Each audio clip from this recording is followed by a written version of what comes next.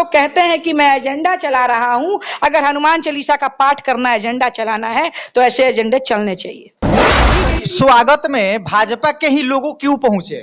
अरे भाई, तो महागठबंधन वाले तो विरोध कर रहे थे, कमर कस के डीएसएस की आर्मी तैयार करके जाएंगे हम ही लोग। जो बजरंग बली की सेना को रोकने का प्रयास उन लोगों ने किया है, उन्हें पता चल गया है कि उनकी लंका जलनी तय है 25 में। और दूसरा ये तो भाजपाई लोग हैं कि जो बाबा के आने के क्रम में अपना रोटी सेकने के काम करने का प्रयास कर रहे हैं। आरजेडी वाले सेकते हैं, राजनीतिक रोटियां वो लोग सेकते हैं। नहीं तो आप भी तो वही कर रहे हैं। आर्थिक लाभ मैं 5 दिनों में बोल रही हूँ, इस 5 दिन के कथा में करीब 5 करोड़ का नारियल और चुनरी की बिक्री हुई है। तो 5 करोड़ के नारियल और चुनरी की ये बिक्री जो है आपका, ये 5 दिनों में हुआ और करीब 25 करोड़ का व्यवसाय हुआ। लोग बाबा जब चले गए तो वहां पे जाने के बाद में बाबा भीमराव अंबेडकर का मूर्ति तोड़ के खंडन कर दिया गया। तो इस मामले में आप क्या कहना चाहिएगा? भाई, तो जो विरोध कर रहे थे, जिनका शासन चल रहा है हमारे बिहार में, जो अपने आप को सुशासन बाबू कहते हैं, जो महागठबंधन की सरकार चल रही है, तो क्या उनका कोई दायित्व तो नहीं है?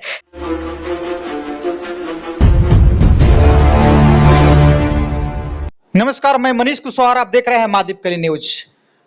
मैं आस्था और विश्वास के साथ जुड़ने वाली सबसे बड़े वीआईपी डॉक्टर हेना चंद्रा जी के पास मैं अभी उपस्थित हूं, जो इन्होंने बाबा बागेश्वर धाम के धीरेन्द्र शास्त्री जी के पास पहुंचे हुए थे। अब क्यों पहुंचे हुए थे? ऐसा तो नहीं कि अभी जो राजनीतिक एजेंडा चलाने वाली जो है महिला मोर्चा के जो प्रभारी महोदय हैं, मैं उनसे कुछ बात करने का प्रयास करूंगा कि क्यों आखिर बाबा जी के पास पहुंची थी, क्या इनको विश्वास है क्या कि धर्म और आस्था को लेकर क्या कहना चाहिएगा। मैं आपको सबसे पहले स्वागत करता हूं महादीपकली न्यूज चैनल में। बहुत बहुत धन्यवाद मनीष जी। आप जो है बाबा जी के पास पहुंचे थे, यानी कि बाबा बागेश्वर धाम के धीरेन्द्र शास्त्री जी के पास, क्या आपको कैसे विश्वास हुआ कि उनके पास शायद आपको जाने का मौका मिला? क्यों आपने गया? देखिए, आपने कुछ शब्दों का प्रयोग किया है हमारे संबोधन में, वीआईपी। ऐसा कोई शब्द यहाँ पर नहीं था। यहाँ पे कोई वीआईपी कल्चर नहीं, कुछ वीवीआईपी कल्चर नहीं। Everybody was equally important. हर कोई उसी तरह से जा रहा था। और देखिए, ये चीजें श्रद्धा और भक्ति की बातें हैं और इसको न्यूज में इस तरह से हाईलाइट किया जा रहा है, मैं तो परेशान हूँ। मैंने कितने चैनलों पे इस बारे में बोला है। और देखिए, वो हमारे बिहार की पावन धरती पर आए थे और ये हम सबका कर्तव्य बनता था कि हम उनका स्वागत करें और उनके सम्मान में, उनके अभिनंदन में हम सब वहां पहुंचे। और इसी के कारण मैं भी गई। स्वागत में भाजपा के ही लोगों क्यों पहुंचे? अरे भाई, तो महागठबंधन वाले तो विरोध कर रहे थे, कमर कस के डीएसएस की आर्मी तैयार करके जाएंगे हम ही लोग ना। तो हम लोग तो गए थे। देखिए, धर्म और आस्था के प्रति, धर्म के प्रति जो विश्वास है हमारा, जो हमारी आस्था है, हम संकट मोचन की पूजा करते हो। बड़ी खुशी हुई कि उस बजरंग बली के एक जो दूत हैं, उनके जो इतने बड़े भक्त हैं, हमारे बिहार आ रहे हैं, तो हम चले गए। इसमें कोई बहुत बड़ी बात तो थी नहीं। और संजोग ऐसा हुआ, सारी व्यवस्था ऐसी बनती चली गई कि मैं उनसे मिल भी पाई और मिल भी लिया, आशीर्वाद भी मिल गया, भभूत भी मिल गया। तो ये सारी चीजें हैं कि कहते हैं ना कि जाखी रही भावना जैसी, और उसी हिसाब से हम लोग देखते हैं, प्रभु देखी मूरत तीन तैसी, है ना। तो हम जैसा सोचते हैं, जैसी इच्छा मन में रहती है। मेरे दिल में प्रबल इच्छा थी, जब से मैं सुनी थी कि उन्हें आना है, मुझे जाना है, और मैं चली गई। तो व्यवस्था बनती चली गई, वातावरण बनता चला गया, परिस्थितियां अनुकूल होती चली गई और मैं वहां पहुंच गई। तो भभूत आपको मिला, आशीर्वाद वहां मिला। तो क्या आप विरोधियों को, जो आपको भभूत प्राप्त हुआ, जो आशीर्वाद का सौगात आपको मिला, क्या उस हिसाब से आप विरोधियों को क्या संदेश देना चाहिएगा ताकि कि वो विरोध करे या आपके जैसा जाके बाबा से मिले, बाबा से आशीर्वाद ले? ऐसा क्या कुछ कहना चाहिएगा?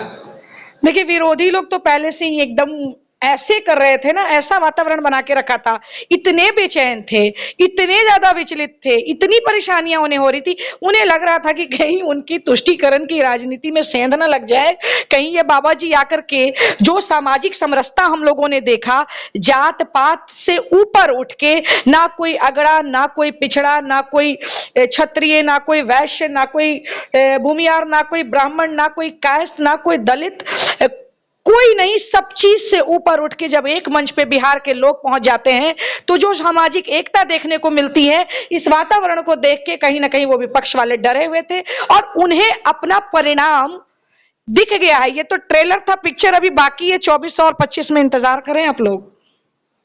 अच्छा, जो बाबा आए थे तो स्वागत में आप लोग चले गए, बहुत अच्छा लगा हमें सुन के कि आपने स्वागत में नहीं, आशीर्वाद लेने के लिए, लोगों को आस्था और विश्वास जगाने के लिए आपने गए, आप प्रेरित करने के लिए गया। लेकिन लास्ट में बाबा जब चले गए तो वहां पे जाने के बाद में बाबा भीमराव अंबेडकर का मूर्ति तोड़ के खंडन कर दिया गया। तो इस मामले में आप क्या कहना चाहिएगा? भाई, तो जो विरोध कर रहे थे, जिनका शासन चल रहा है हमारे बिहार में, जो अपने आप को सुशासन बाबू कहते हैं, जो महागठबंधन की सरकार चल रही है, तो क्या उनका कोई दायित्व तो नहीं है?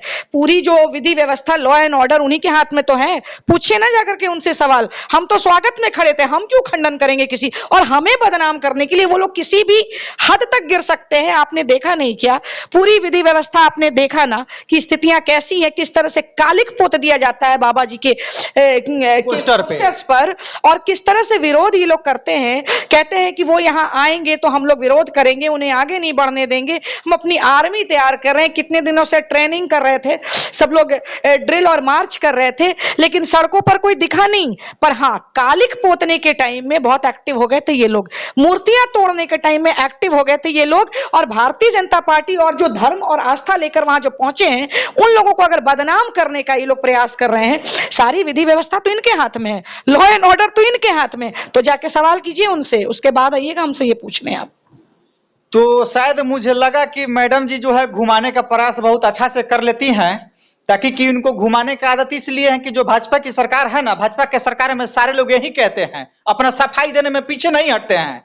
जो अब एक चीज मैं इनसे एक और पूछने का प्रयास करूंगा कि बाबा को आने से यहाँ कितने लोगों को प्रभावित करके वो गए और कितने लोग प्रभावित हुए, अभी तक आप अनुमान लगाए हैं? देखिए, भारत के इतिहास में ऐसी कोई सभा नहीं हुई जहां बिन बुलाए इतनी भारी संख्या में आस्था का जनसैलाब नजर आया हो।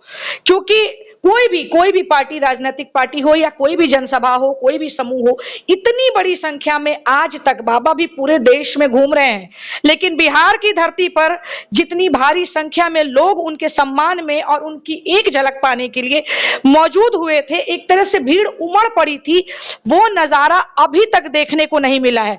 और लोग जो इसको उल्टे तरीके से ले रहे हैं, तो आप स्वयं देखिए ना, मैंने अभी बोला ना कि जात पात से ऊपर उठ के जिसकी राजनीति ये लोग करते हैं, ये लोग बार बार जो तुष्टीकरण की राजनीति करते हैं, उस पर एक जोरदार तमाचा पड़ा है। हर जात पात से ऊपर उठ के हर जाति के लोग पूरे बिहार के हर जिले से, केवल बिहार ही नहीं, नेपाल से, मध्य प्रदेश से, छत्तीसगढ़ से, उत्तर प्रदेश से, उत्तराखंड से, झारखंड से, हर जगह से लोग चल करके यहां पर आए। ऐसा भी देखने को मिला, बंगाल से एक बंदा पैदल चल के भी आया था उस सभा में मौजूद होने। तो आप देखिए ना कि हर चीज से ऊपर उठ के जब इतनी भारी संख्या में एक सामाजिक समरसता देखने को मिलती है, सामाजिक एकता देखने को मिलती है, तो कहीं ना कहीं ये तोड़ ममोड़ करने वाली राजनीति करने वाले लोगों को तो तारे नजर आएंगे, दिन में तारे दिखने लगे उन्हें। वो घबरा गए हैं कि उनका होने वाला क्या है। जो बजरंगबली की सेना को रोकने का प्रयास उन लोगों ने किया है, उन्हें पता चल गया है कि उनकी लंका जलनी तय है 25 में। और दूसरा, ये तो सामाजिक हो गई।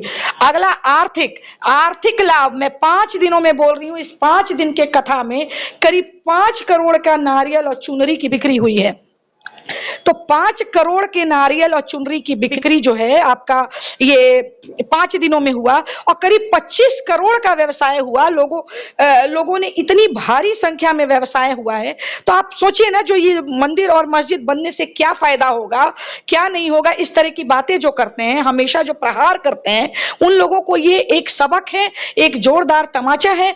मतलब 5 दिनों के लिए बाबा आते हैं और बिहार में इतना बड़ा व्यवसाय होता है, 25 करोड़ से ऊपर का व्यवसाय होता है, 5 करोड़ का नारियल बिकता है। तो आप स्वयं सोचिए, आर्थिक रूप से भी बिहार को कहीं ना कहीं मजबूती मिलती है, ये सिर्फ महज 5 दिनों में। कुल मिलाकर यहाँ पे यही नजर आ रहा है कि ये जो भाजपाई लोग हैं, बाबा के आने के क्रम में अपना रोटी सेकने के काम करने का प्रयास कर रोटी रहे हैं। आरजेडी वाले सेकते हैं, राजनीतिक रोटियां वो लोग सेकते हैं। नहीं तो आप भी तो वही कर रहे नहीं हैं। नहीं, मैं बिल्कुल भी नहीं कर रही हूँ। मैं तो एकता की बात कर रही हूँ, मैं तोड़ने की बात, मैं तुष्टीकरण की बात नहीं कर रही, मैं एकता की बात कर रही हूँ, सामाजिक समरसता की बात कर रही तो हूँ। बाबा आके यहाँ हिंदू मुस्लिम करके चले जाते नहीं, हैं। बिल्कुल नहीं। बाबा ने जब वो एयरपोर्ट पे उतरे तो उनसे मीडिया वालों ने, आप जैसे लोगों ने सवाल किया था कि देखिए भाई, आप पर आरोप है कि आप हिंदू मुसलमान करने आए हैं बिहार की धरती पर।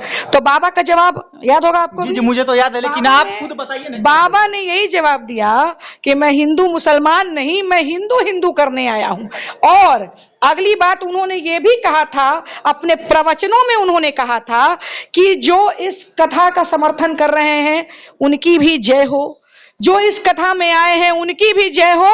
और अगली लाइन उन्होंने जोड़ी थी, जो इस कथा का विरोध कर रहे हैं उनकी भी जय हो। ऐसा भी तो नहीं कि बाबा को डर था कि अगर जो मेरा विरोध कर रहा है अगर उसके अगेंस्ट में बोले तो बाबा को यहीं पे हायर कर दिया जाए। अरे भाई, बाबा तो बिल्कुल सीना चौड़ा करके हमारे बिहार की धरती पर आए, ये जानते हुए कि इतनी विरोध उनकी हो रही है और जानते हुए कि यहाँ महागठबंधन की सरकार है और वो लोग अपनी राजनीतिक रोटियां सेकने के लिए। जैसे कि मुझे इसलिए ये कहना पड़ा कि आप जो है राजनीतिक तौर पे यानी कि आरजेडी को धोने का प्रयास कर रही हैं, उसी तरह हमको लगता है कि बाबा जो अपने बचाव के लिए, वो खुद एक एजेंडा के तहत उन्होंने अपने बचाव के लिए ऐसा बोले।